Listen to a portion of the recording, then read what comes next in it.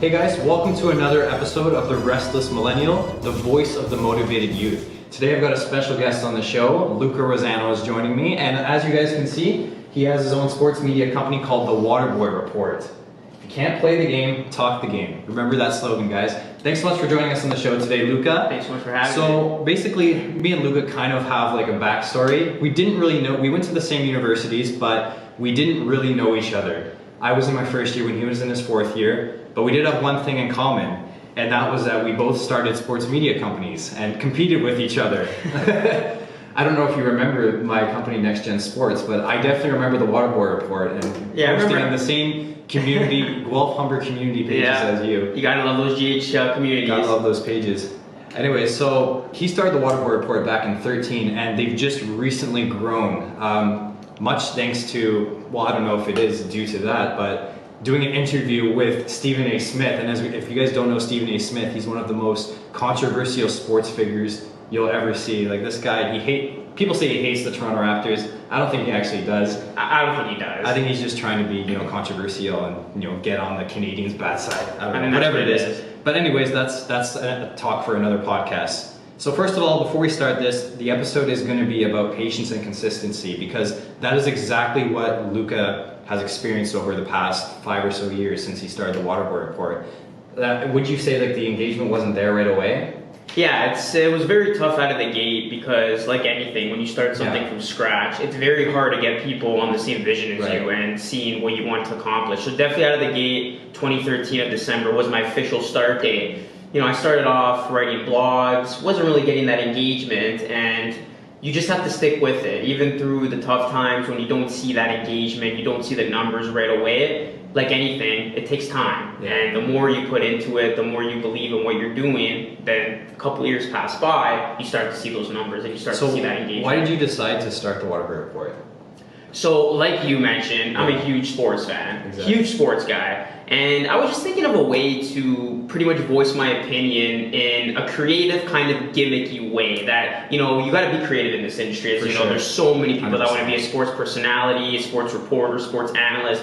So I'll never forget, it was December of 2013, I was, sitting in my basement thinking of, how can I put my views out there and how can I come up with a name that people are going to remember? And then I kind of compared myself to the water boy of sports because I always kind of wanted to be in the game, but I was never good enough to play in the game. So if you can't play the game, you talk the game. Exactly, so that's where your slogan came from. And that's where the slogan came from. So it pretty much came from an inspiration of me loving sports and wanting to become a sports reporter and a very big sports personality. All right, so we have to ask this question. What is your favorite sport and team and why? Oh, okay. You better say Leafs or else we're stopping this podcast right now. Honestly, as much as I'm a big Leafs fan, I gotta give the edge to the Raptors because when I first got into sports, a guy by the name of Vince Carter got me into sports and the NBA as a whole. So I gotta go with the Raptors, and because of the whole Vince Carter era back when I started watching basketball as a kid. Yeah. So I'm going with the Toronto Raptors. So you've been a big Raptors fan, like even when many people weren't Raptors fans. Oh, I've seen the good days. Now I'm seeing I saw the bad days. Now I'm seeing the good days. Right from the start. Right now we're kind of in the middle. Yeah, you don't know where it's gonna go. It's very much an unknown. But this is not a sports podcast. This is a business podcast. So let's stay on topic. Okay. But anyways. So what media channels are you on with the Waterboy Report, and like which do you focus on the most? I know like social media is so important, especially if you're a news company or like what you do in a sports news company. So yeah, which are most important to you and which do you post on the most? So I would say getting out to as many channels as possible is the #1 key. So right now I'm on Instagram, Twitter, Facebook, and YouTube. The one that I'm primarily focusing on now is YouTube. I just feel like there's more value in YouTube because you're essentially your own TV channel, your YouTube channel, your broadcasting channel, and I try to focus on that because with the direction of the Waterboy Report, I started heavily on the written blogs, but now I'm fully into the video stuff. Do you still do the written blogs as well? I don't. That's why. So I took a complete 360 of a direction with my company. I went from at one time having 20 to 25 writers for the website to now doing a lot of just video content that includes podcasts, cool streeters where I'm on the street talking to fellow sports fans. Those are honestly really entertaining. And that's the thing. So you gotta just do, out of the gate, you gotta just do as many things as you can as possible, and whatever's working, you do more of that. If you guys haven't seen any of his videos, check out the one where he asks fake Leaf fans. He literally asks them like whether Doug Glatt's a good player. If you guys don't know who Doug Glatt is, he's a character from Goon. Yeah. So, and some people actually thought he was a real player. Like a lot of people thought, but like for instance, something like that, like I went with an idea. Yeah. It seemed to work, so it's just about doing more of what's working. So and Luca posts like 3 times a day on YouTube. I'm literally looking at some of your videos, and that's awesome. Like not many people do that. YouTube's one of those platforms where you usually post like once a week or so. Whatever's breaking news out there, I try to jump on it because I feel like I have a small window to capitalize on everybody searching for that topic. So yeah, for sure. So what do you love about the sports media industry, and like why did you know, like, did you know from an early age that this is the kind of career you wanted to pursue? Yeah, I always did. Ever since I realized that I couldn't have a professional basketball career due to my height, I'm like, you know what? I gotta talk about the game. So yeah, I always loved to, I always wanted to get into this industry and fulfill it. And the greatest part about it, I think, is because you're allowed to connect with so many people now because of social media. So now we get to do these types of podcasts. Now you can connect to an athlete, to get an athlete on your podcast, or an entrepreneur on your podcast. So it's very powerful right now in this new age where anybody can essentially start up a platform of some sort and get engagement and get so many cool guests and people following them because we have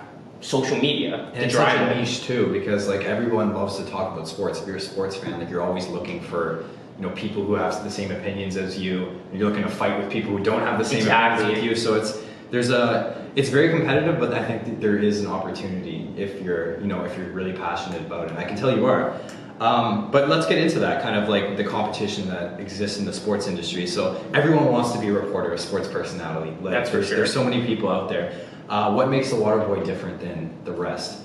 That's a really good question. I just try to be as consistent and creative as possible. So I don't just generally like to give sports the same way we've been watching over the past many, many years. I try to be funny, entertaining with my sports approach. So not only do I like to be informative, I like to be very entertaining. Hence why I do a lot of these specialty segments like the Streeters, live reactions, things that really get fans engaged and involved. So I think that's ultimately comes down to my creativity and just willingness to be entertaining as I'm delivering sports news. And one of the biggest things, like one of your biggest accomplishments, I assume, is taking on Stephen A. Smith in a debate. If you guys haven't seen that, Luca was actually on CP24. They actually called him in for an interview, and I remember reading the headline, Woodbridge man takes on Stephen A. Smith. Could have been a different headline, but it works, honestly. That catches your attention if you're from the area. But anyways, tell us a little bit about that experience and kind of how you got that opportunity, being that Stephen A. Smith is such a controversial sports figure. Yeah, it was like you said, the biggest moment of my career easily. The way I got that opportunity, I actually competed online. It was a Facebook page, ESPN's First Take Your Take. You guys can actually check them out on Facebook. Every week they have these competitions where you submit your take. They'll have a weekly topic. You'll submit your take, and their crew and their staff will determine which take is the best for that week to go up against either Max Kellerman or Stephen A. Smith. So that week the topic was, where should LeBron James sign? Where we already know the answer. He's with the Lakers, but I was vouching for the Cavs from a legacy standpoint and not to be considered a team jumper and a ring chaser. So that week they found my particular take to be the best out of the rest. So I landed the opportunity to debate Stephen A. Smith. It was definitely a big time moment, and like you said, he's very controversial. He comes at you, so I had to be ready and on my toes. And that was completely live, right? Yes, on the Facebook page. On the Facebook page. So just talk about how you kind of prepared for that. Like, how do you prepare for that? Well, it's one of those things that, because I've been doing this for so long and it's been one of my dreams, like I could have never imagined to go up against Stephen A. Smith, who personally to me, he's one of the guys I look up to in the industry. He's at the apex. So it's one of those things that I have to just trust my gut. I've been doing this for so long. I've been working for a moment like this, and that's when everything just came together. I got my, mentally I prepared, physically I prepared. Everything that went into that was pretty much my hard work leading up to that point. So how far in advance did they give you a warning that you were going to be? Oh, pretty much like a day and a half before. So you only had a day to prepare? I pretty much had a day to prepare. So that's when you just put the notes down and then you hope for the best. You just hope your skill. You kind of pretty much all already knew what you wanted to say, right? Like you knew what you were arguing. Yeah, you knew the premise of it, but you just had to come across in a good way to go up against the best, right? Exactly. So that experience to you was probably your most proud moment in terms of the WaterBoy Report. Hands down. And that's not the first time you've been featured on ESPN as well. Yeah, it was a couple of times. It was I was featured on their television networks. It was funny because I had one of my followers on the WaterBoy Report because I don't have ESPN over here. I gotta stream it. He's like, I just saw you on TV. Like they just featured your take on one of the commercials for an ESPN program. And that's when it pretty much it started from there. That led to me being featured again and again, and then finally I got the chance. So now you're like a regular on ESPN now. I wouldn't say that, but it was a good run. Yeah. It was a good stretch. So the most recent one was how long ago? So I remember looking at your Instagram page. I think I saw. I think it was about a month ago. About a month ago. A month and a week ago. That's so awesome. So the other, if the guys, people that haven't seen them, what were the other rants about? The other takes that were coming out? Yeah, on ESPN. You did like the one with Stephen A. Smith was about the Raptors. I mean, about the Cavaliers. Yeah, the Cavaliers. It varies. You know, ESPN, they're very heavy on basketball, so a lot of the takes have been basketball. So some of the other topics they've talked about is, they did things like, well, this week's, are the Knicks going to get somebody big for next year? So it's a lot of basketball takes, but for that particular week, I just so happened to be lucky enough to beat out the rest. So when you said you started the WaterBoy Report back in 2013, but would you agree that most of your growth has happened over the past year or so? Yeah, it was definitely, it's funny how it works. So when I first started, it was very, very slow, but then 2014, 2015, when I had the team of 20 to 25 writers, I saw significant growth on the website side of things. So a lot of traffic coming to the website because of written blogs. How about in terms of like social media and your YouTube? Social media and YouTube was non-existent, but then when I made the focus and the switch to that in 2016 when I relaunched, again, started off very slow, and now I'm really starting to see just a little bit more of that growth that you're talking about after 2 years of putting in some serious work. So like, why did you keep producing content even when the engagement wasn't there? You gotta love it, man. Like anything, you gotta just love it and have a passion. You can't do it for the numbers and the views, or else you're gonna fail, or the money. Because if you're gonna have the mentality, odds are, unless you go viral and get really, really, really lucky, you're not gonna have the type of engagement you want right out of the gate. So you just gotta like making the content, producing the content. And there's days even now, I'll have a video that doesn't do as well, or a post that doesn't do as well. But hey, you gotta love it to be in it. So, like, did you ever feel like giving up, or like, what pushed you to kind of keep going? Oh, for sure. There's many, many dark moments like that where you just feel alone, isolated. Is this even worth it? You start questioning that. That's like, we've all been there, right? I guess what really pushes you through is just your will and your dedication and your belief that one day you will get to where you want to be, and you envision your future being very fruitful, so you keep working because you know you're bound for that. And so what did it feel like? The first kind of viral video you had was the one when you were out on the streets outside your Yes, it was the Maple Leafs one. So how did that kind of take off? Was it like right away, or did after a couple of weeks someone found it and passed it on to be honest, the recipe for going viral, I'm still trying to figure it out, but I realized something. The more creative you are, and even sometimes I don't want to use the word controversial, but it's never a bad thing if you go in a right way. If you're controversial and creative, that was, I think, the recipe for that type of video. Going out of my way to expose bandwagon Maple Leafs fans. That's intriguing. That's gonna get people to click. So you gotta stand out. You gotta do things that aren't common and that you haven't seen 1,000 times. So what kind of things did you like do to increase engagement? That's a good question. Just networking, word of mouth, connecting with a lot of people on social media. So like, just sending them a message, a DM, hey, this is my newest video, check it out. Let me know if you have anything so I can return the favor of watching your stuff. So a lot of web networking, personal networking, word of mouth. Did you go to like networking events and stuff as well? Or? I wouldn't say that. Just have business cards on me. You go to your local sports bar, you go downtown. You guys make a banner like he has here. And you can always do this. But yeah, no, just pretty much just myself, really. Yourself? Just going around and talking to fellow sports fans. So what have you learned, like in saying that, what have you learned from this experience kind of starting the WaterBoy Report?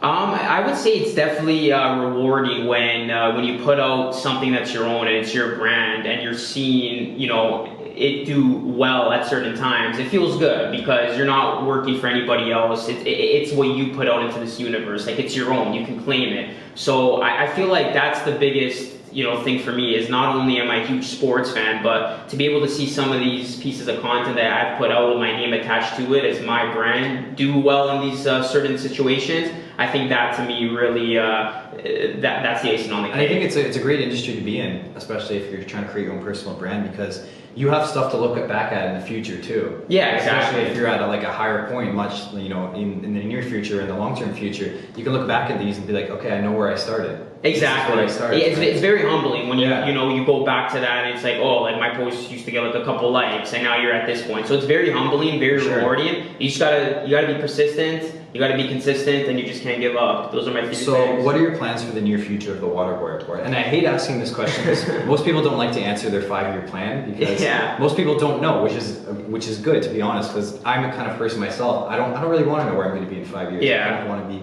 surprised, right? But so in saying that, like, do you have any like plans in like the near future for WaterBoy? Yeah, the thing about this industry, it's so crazy, and you always know it's always like ever changing. You never know what to expect. That you obviously have your goals in 5 years' time, but you gotta just to adapt to what's working. So I mean, in the next 5 years, I'm gonna continue making content that people love, and just keep going with what I've been doing now, and wherever I can make changes.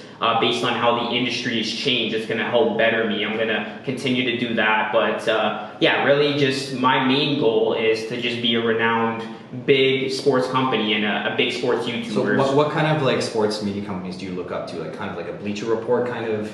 So that's the thing. So at first when I started off, I modeled my stuff based on like a Bleacher Report of a score. But right now I'm really loving the specialty segments that I'm doing, the YouTube stuff. So really like right now my inspiration are just some of these bigger YouTubers that you see out there really put out their sports content, and then from that, then maybe you can drive the website and I can bring that back. But right now I'm just focusing on the brand as, me as a personality and me creating really cool sports content, video content that people are going to watch. Sure. And you have a podcast as well. Yes, I do. Every Monday, Waterboy Uncut. It's pretty much my take on the biggest topics in the world of sports. I try to have guests like you have me on here, and it's a good time. So what kind of guests do you usually get? Like just sports fans in general, or like? I'll usually I'll try to get some athletes who are actually playing like either at the low level or at the professional level. I have an interview coming up with Victor Mete, the defenseman of the Habs, Montreal Canadiens. What? Really? Yeah. Okay, well, you got to tell us how that came to be. So that I actually know Victor. He's from this area. Oh, really? So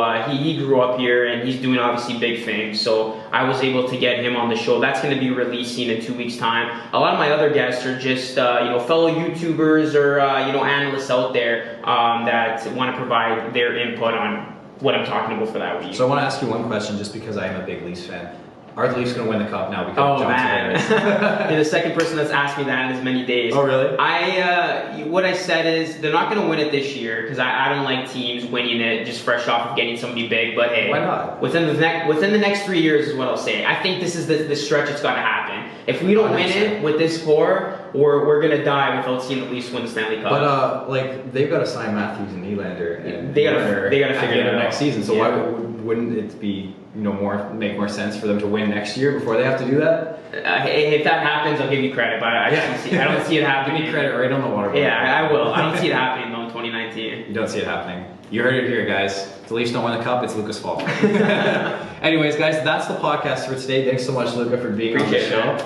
Thanks for having Really me. appreciate it, guys. Enjoy this banner here. And I don't even have to tell them where they can find the WaterBoy Report because they can read it right here. YouTube, the WaterBoy Report, at the WaterBoy Report, Instagram, Facebook, at the WaterBoy Report, and Twitter at exactly the same. It's all the same things. All right. Easy. And you guys can check me out as well at The Restless Millennial on Instagram, at TR Millennial. Same thing for Facebook. And this is actually going to be the first YouTube video. And that's going to be called The Restless Millennial as well. So definitely check that out as well. I'm going to have a couple more podcasts coming to you within the next 2 weeks. So definitely pay attention to that, guys. And most importantly, keep hustling.